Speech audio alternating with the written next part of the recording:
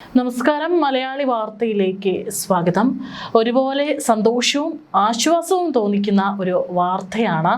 അതായത് ഓടിക്കൊണ്ടിരിക്കുന്ന ഒരു ട്രെയിനിൽ യുവതിക്ക് സുഖപ്രസവം. പൂനെ സുപൗൾ എക്സ്പ്രസിൽ കഴിഞ്ഞ ശനിയാഴ്ച വൈകുന്നേരമാണ് ഈ സംഭവം നടന്നിരിക്കുന്നത്. റെയിൽവേ പോലീസിന്റെയും സഹയാത്രികരുടെയും സംയോജിതമായ ഇടപെടലിലാണ് യുവതിക്ക് സുഖപ്രസവം ഉണ്ടായത്. കുഞ്ഞും അമ്മയും സുഖമായി തന്നെ ഇരിക്കുന്നു എന്നുള്ളതാണ് സന്തോഷകരമായിട്ടുള്ള വാർത്ത.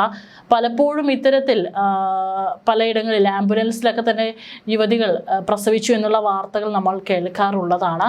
ഏതായാലും RPFന്റെ ഓപ്പറേഷൻ മാതൃശക്തി എന്ന ദൗത്യത്തിലൂടെ അമ്മയും കുഞ്ഞും സുരക്ഷിതരാണ് എന്നുള്ളത് സന്തോഷം തരുന്ന വാർത്തയാണ്. ഉത്തർപ്രദേശ് സ്വദേശിനി റുക്സാന ഖാത്തൂനും ഭർത്താവ് ജമീൽ ബൽവാറും പൂനെയിൽ നിന്ന് ബീഹാറിലേക്ക് ജനറൽ കോച്ചിൽ യാത്ര ചെയ്യുകയായിരുന്നു. ട്രെയിൻ അഹല്യ നഗർ സ്റ്റേഷനോട് അടുക്കുമ്പോഴാണ് റുക്സാനയ്ക്ക് പെട്ടെന്ന് പ്രസവ വേദന അനുഭവപ്പെട്ടത്. തിരക്കേറിയ ജനറൽ കോച്ചിൽ യുവതി അവശയായതോടെ യാത്രക്കാർ റെയിൽവേ അധികൃതരെ വിവരം അറിയിക്കുകയായിരുന്നു. വിവരം ലഭിച്ച ഉടൻ തന്നെ കേന്ദ്ര റെയിൽവേ ഓപ്പറേഷൻ മാതൃശക്തി വിഭാഗത്തെ സജ്ജമാക്കി നിർത്തി. RPF ഉദ്യോഗസ്ഥരും നിമിഷങ്ങൾക്കുള്ളിൽ യുവതി ഇരുന്ന കോച്ചിലെത്തി. ആശുപത്രിയിലേക്ക് മാറ്റാൻ സമയമില്ലാതിരുന്നത് കൊണ്ട് ട്രെയിനിൽ വെച്ച് തന്നെ പ്രസവം നടത്താൻ അധികൃതർ തീരുമാനിച്ചു. RPF ഉദ്യോഗസ്ഥരും കോച്ചിലെ മറ്റ് വനിതാ യാത്രക്കാരും ചേർന്ന് തുണികൾ ഉപയോഗിച്ച് മറയുണ്ടാക്കി പ്രസവത്തിന് ആവശ്യമായ സുരക്ഷിതമായ അന്തരീക്ഷം ഒരുക്കുകയായിരുന്നു.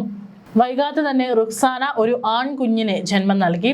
ആശങ്കയോടെ നോക്കി നിന്ന സഹയാത്രികർക്കും അതുപോലെ തന്നെ RPF ഉദ്യോഗസ്ഥർക്കൊക്കെ തന്നെ കുഞ്ഞിന്റെ കരച്ചിൽ കേട്ടപ്പോഴാണ് ആശ്വാസമായത്.